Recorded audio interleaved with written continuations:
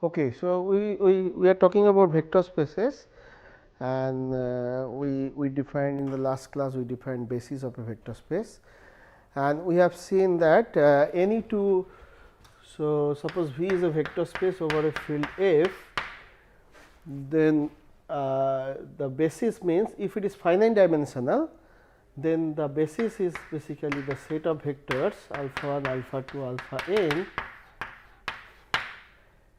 such that this is a linearly independent set of vector and this span the whole space. Then the V is called, if these two satisfy, then the V is called basis of V is called a basis of this B is called a basis of V. And in the last class we have seen, if we have two bases, then they have same number of vectors. So, any two bases of a vector space is having same number of vectors. So, and that number is called dimension of the vector space. So, that this theorem we proved in the last class. Any two or any basis of a vector space of a finite dimensional vector space. Finite dimensional means we have some finite set of vectors whose can generate this vector space, that is the finite dimensional. Otherwise, if no such vector finite set of vector exists, then we say this is a infinite dimensional vector space. Any basis of finite dimensional vector space V over a field F has same number of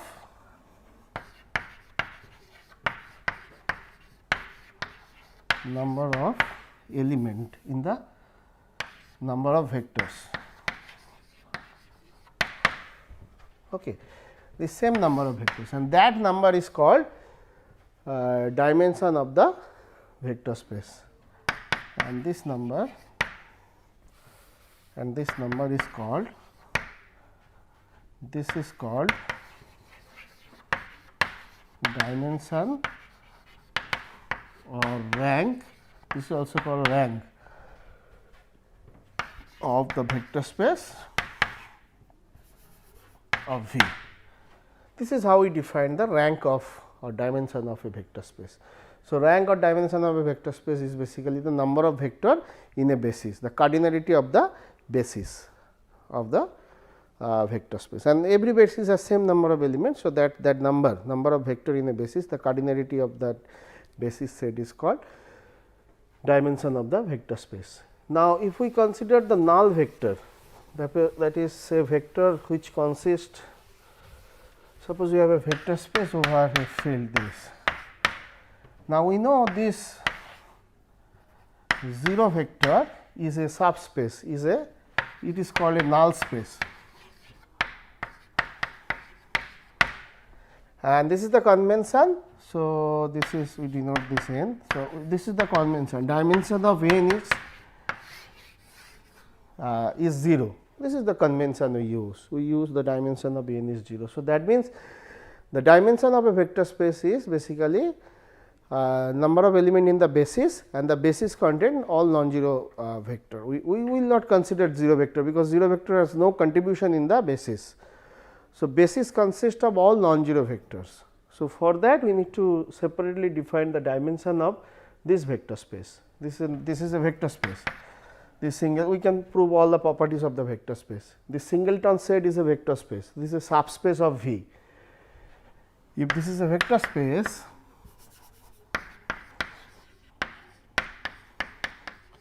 and this is this singleton set, this is a subspace, we can prove that subspace of V. Now, the dimension of this is taking to be 0, this is the convention. So, the dimension of null space is 0. So, dimension of a vector space is basically number of element or cardinality of the basis, where B is a basis of V, and dimension of this null space is 0. This is the definition of a dimension of rank of a vector space. Okay, so now we will take some example of some vector space and their dimension. Suppose we consider R3. So, if our vector space is R3, this is basically 3 tuples over the field R. Then we know a basis like this standard basis 1 0 0 0 1 0 0 0 1. This is the basis of R3. So, the cardinality of this set is 3. There are 3 vectors in this basis. So, dimension of this R3 is 3. Okay. Similarly, R to the power n, if you consider the n tuples set of n tuples vectors, then this has a basis. So, this is the standard basis 0 1 all are zeros. So, there are n element in the basis.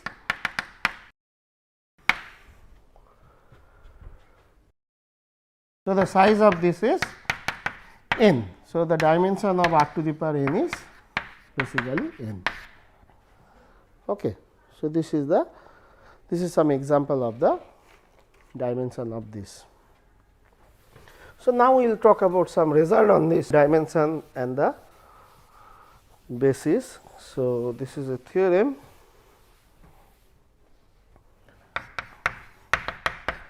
Suppose you have a vector space V over a field F, okay, and suppose its dimension is n. So, that means there exists a basis of n vectors. So, that is the dimension of them. Suppose the dimension of V is n.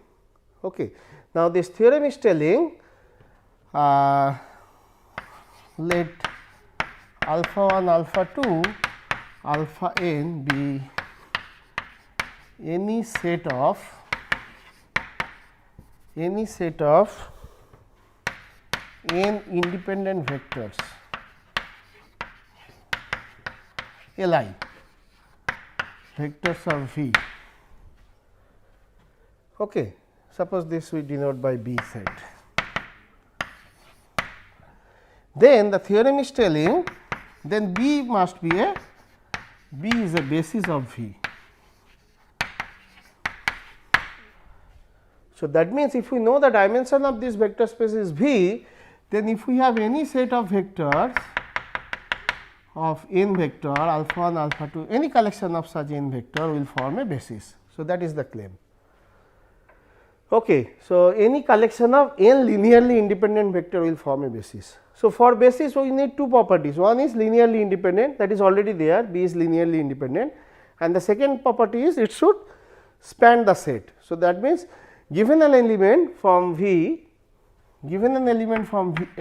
say beta, we should able to write this beta as a linear combination of alpha. That is the meaning of spanning the set V.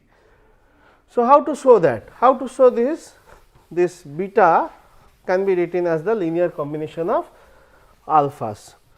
So, let us consider this set alpha 1 alpha 2 alpha n beta.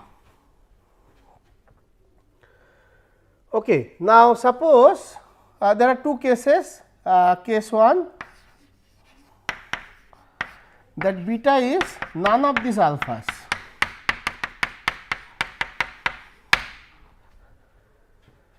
Okay, we are taking beta from outside alphas.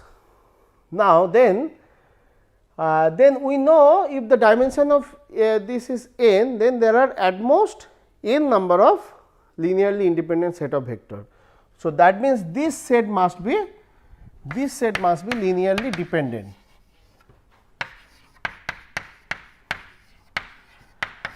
Because it having n plus 1 vector and our dimension is n. So, that is not possible. So, if it is linearly dependent, so that means there exists some C1 C2 Cn C1 alpha 1 plus C2 alpha 2 Cn alpha n plus some C beta is equal to 0, 0 vector such that not all of these Ci's are 0. That is the meaning of linearly dependent. So, not all Ci's are basically 0. Now, we claim that C cannot be 0, this coefficient, because if C is 0, then we have the expression, if C is 0, this implies C1 alpha 1, Cn alpha n is 0. Now, alpha 1, alpha 2, alpha n are linearly independent set of vectors. So, this implies all Ci's must be 0 for all I equal to 1 to n. So, this implies all these coefficients are 0 including C is 0. So, that is that will imply this is the linearly independent set of vector, but which is not possible, because this content the number of element is more than the number of element in a basis, because basis is having dimension is n. So, basis contain n number of vector. So, that means this Ci is not equal to 0. I see if C is not equal to 0, then we can write this as C beta is equal to minus C1 alpha 1 minus C2 alpha 2 like this. This is small c, Cn alpha n. Now, if C is not equal to 0 scalar, then C has a inverse, C inverse. So, we multiply these both side by C inverse. So, beta can be written as minus C1 C inverse alpha 1 minus C2 C inverse alpha 2 like this, minus Cn C inverse alpha n. So, this we can say some d1 alpha 1 dot dot dot plus dn alpha n. So, this is basically our d1 d2 like this. So, these are basically linear combination of these vectors. So, if we denote this by say so beta can be written as linear combination of these vectors. So, if we take any vectors from V, so this is our V set. If we take a vector from V, so V can be written as the linear combination of this, where beta is not equal to sum of the alpha. So, this implies that V is a subset of L of B. B is the collection of all alphas. Okay. And also, if B is equal to sum of the alpha I, then obviously B can be written as the linear combination of this. And also, B is a subset of this, B is a subset of V. So, that means L of B must be subset of V. So, these two will give us. So, that means B is generating the vector space. So, B is a span of this. So, that means B is a basis of this. So, B is a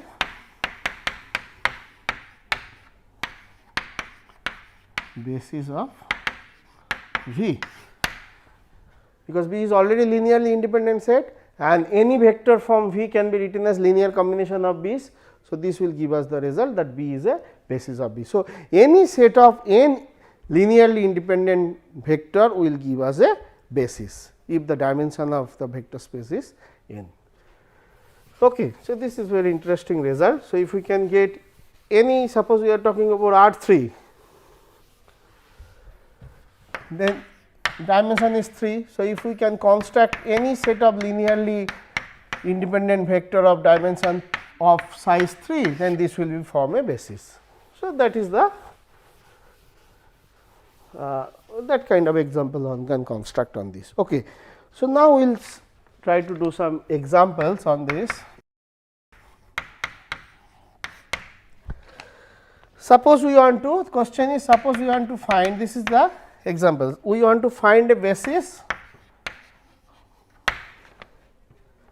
of the vector space R3 that contained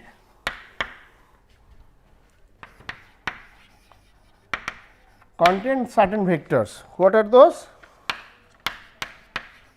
We want a basis from R3 that contain these two vectors. So, how to solve this type of problem? Here we'll just use the replacement method which we know. Okay, so how to solve this type of problem? Now, we know some bases on R3, they are standard bases. Say this is a standard basis of R3B 1 0 0 0 1 0 0 0 1. This is a epsilon 1, epsilon 2, epsilon 3 say. These are called standard bases. Okay. Now, we want to write this as a linear combination of this. So, this is a alpha vector, this is a beta vector. Now, alpha can be written as in which way? Alpha can be written as 1 epsilon 1 plus 2 epsilon 2 plus 0 epsilon 3. We can easily check that.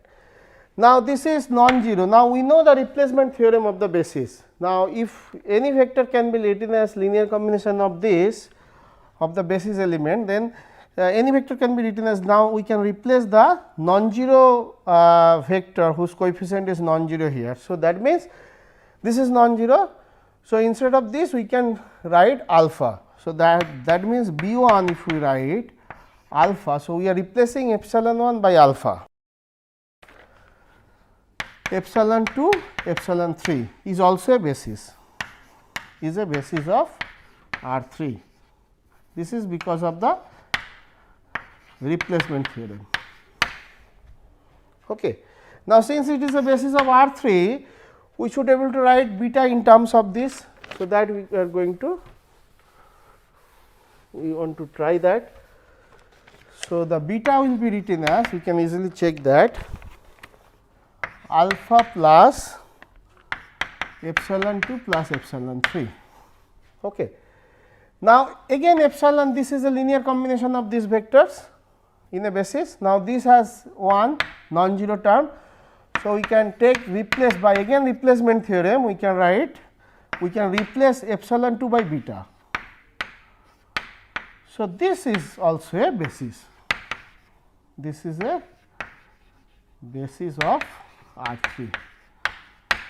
So, basically we are using the replacement theorem, we know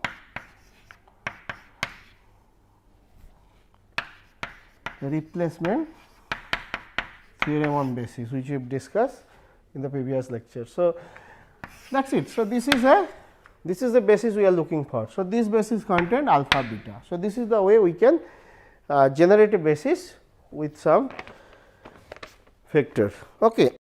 So, we will take some more example on the basis.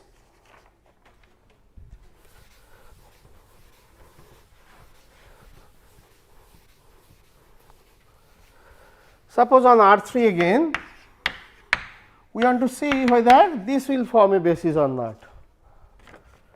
So, 2 1 1, this is another basis.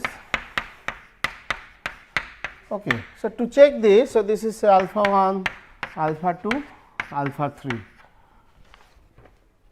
So, we can just check this whether this is a form a basis. So, for that we need to show that this is Li.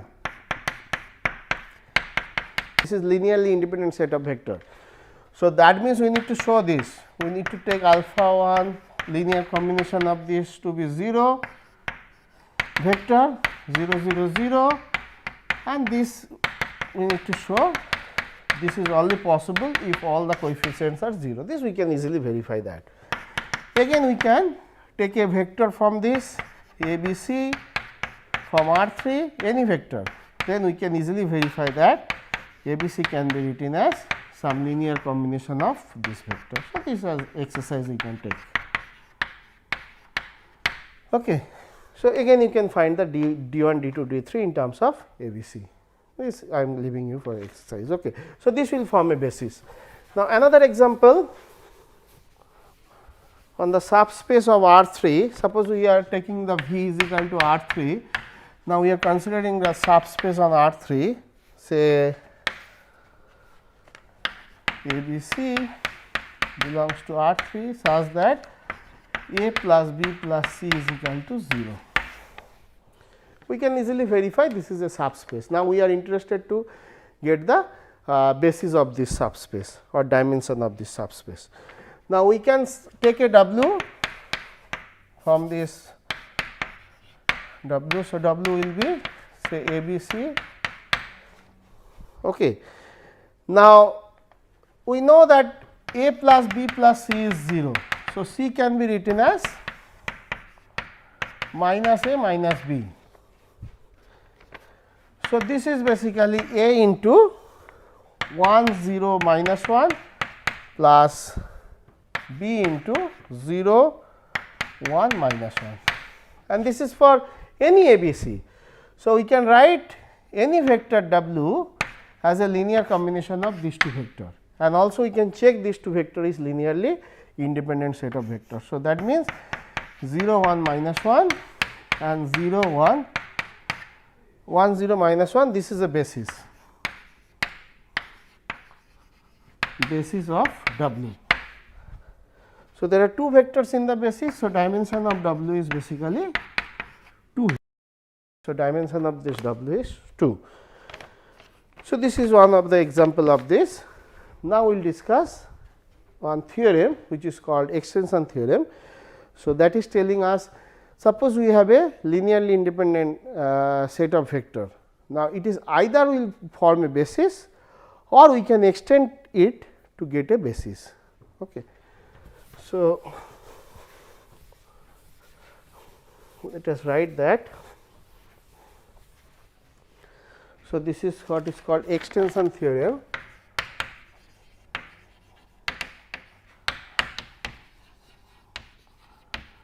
Extension theorem. It is telling us, the statement is a linearly independent set of vectors of a finite dimensional vector space over a field F is either a basis or it can be extended to a basis. That means, we can add some more vector to have a basis, or it can be extended to a basis of V. So, idea is, suppose we have a vector space V. Now, suppose we take a set of vectors alpha 1, alpha 2, alpha r. This is a linearly independent set of vectors. This is say S. Okay. Now, now this is when it will be basis, if L of S equal to V. If L of S equal to V, then we know this is linearly independent set. So, by the property definition of basis, we can say S is a basis. Now, suppose L of S is not equal to V, we know L of S is a subset of V. So, if it is a proper subset, so that means, if V intersection L of S, or if say V minus L of S, if this is not null. So, that means, if there exists some vector which is not a linear space. So, this is our V and this is say L of S. So, this is generating by the vector alpha and alpha to alpha. So, suppose this is not covering whole space. Now, say suppose there are some element which is outside this. So, now we have to get some more element in the basis to cover whole. So, what is the idea? Idea is to get some more element from here. So, V minus L of S is not empty. So, we take a beta from here. So, beta belongs to V minus L of S. Now, we add this beta with, or beta 1 we can say, alpha r beta 1. This is our S1. Okay. We have S set alpha and alpha to alpha r. Now, we from S we get a S1. by adding a vector which is not a linear span of this S, which is outside this beta 1. Now, we can show this is again this, we can show this. This is again linearly independent set of vectors, and again if this S is covering the whole space, then it is a basis. Otherwise, again we will choose a beta 2 from this V minus L of S 1, and we add this beta 2 here, S 2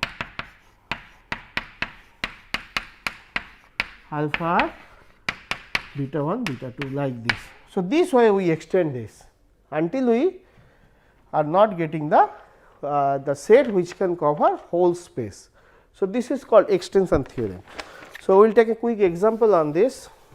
So, idea is very simple, we are keep on adding the element which cannot be written as the linear combination of this set. So, if we add that vector, then slowly we will get this. So, just a quick example on the extension. Suppose we are considering R 4. Now, suppose we take two vectors, say standard vector for simplicity, or say R 3, sorry, it will be easier. If we have two vector, now this is a linearly independent set of vector, we can easily verify that.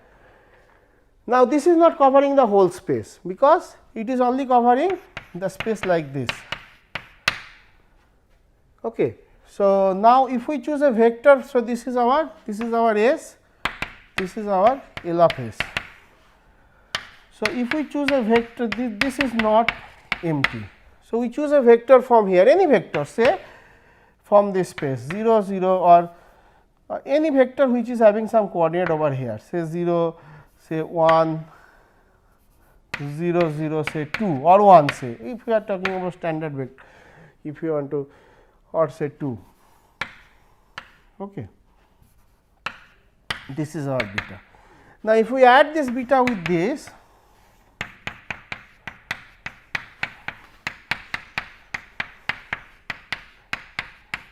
then we can check this is a linearly independent set of vector.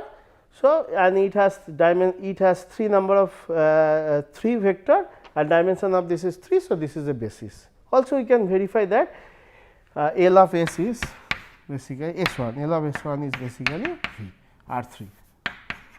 Anyway, this is an example of this thing. Okay, so, now we will define what do we mean by coordinate of a vector.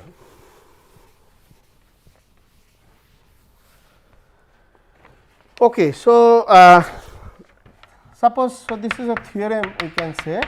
Suppose you have a vector space over a field F and this is finite dimensional vector space, and suppose you have a basis. So, this theorem is telling this B is a basis of a finite dimensional vector space over a field F if and only if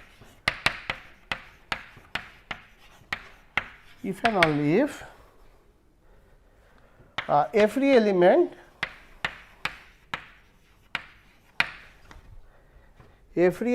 of V has unique representation as a linear combination of B. So, as a linear, we know that if B is a basis, then every vector should be written as a linear combination of the alphas, linear combination of the vector from B. Okay, so, how to prove this? Now, this representation must be unique. So, that is important, and that uniqueness will give us a what is called coordinate. Okay. Now, how to prove this? Now, to prove this there are two parts, if and only part. Suppose B is a basis, then we have to show this representation is a unique. Now, if you take a vector beta from V, so this if this is a basis, then beta will be written as some C1 alpha 1 plus C2 alpha 2 plus Cn alpha n. Okay. Now, suppose this is not unique, suppose there is another linear combination of this. Suppose B can be written as some d1 alpha 1 plus dn alpha n. Now, if you subtract this, we will get what? We will get C1 minus d1 alpha 1 dot dot dot Cn minus dn alpha n is equal to 0 vector. But this alpha is our basis, so they are linearly independent. So, that means Ci equal to di. So, that is the uniqueness. So, that means any vector can be written as unique combination of this, and the reverse also we can, conversely also we can prove this. If we can written any vector as a linear combination, a unique way, then this will form a basis. Okay. Now, that is the telling us the definition of coordinate of a vector based on the basis. So, this we defined coordinate of a vector with respect to a basis of obviously.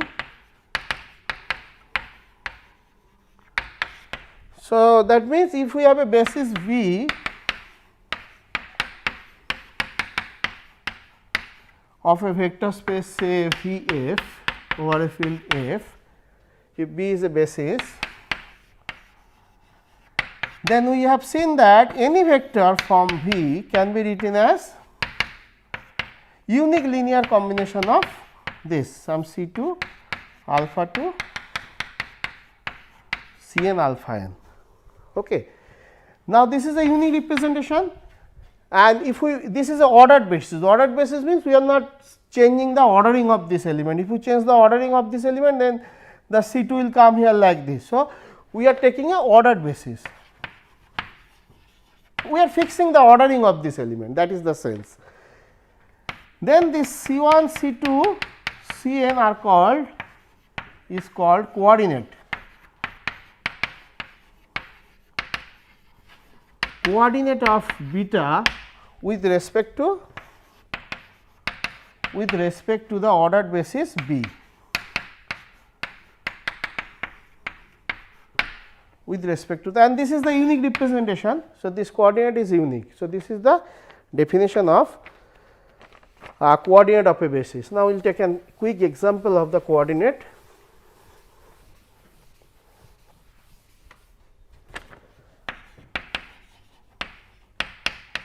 Okay, suppose we are at R3.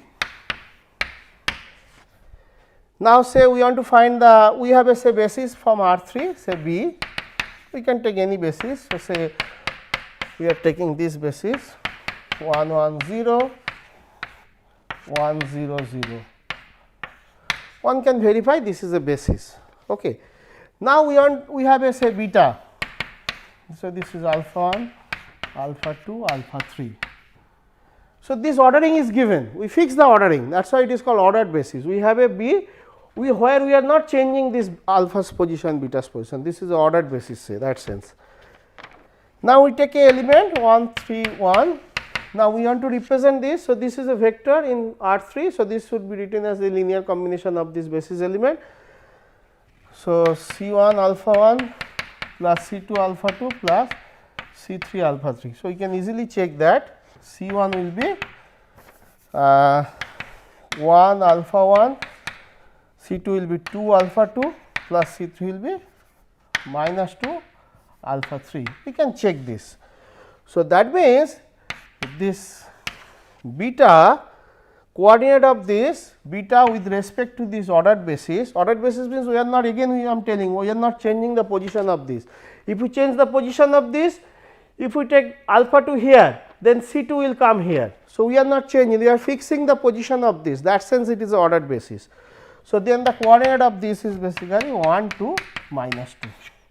This is the coordinate of this vector, this with respect to this ordered basis B.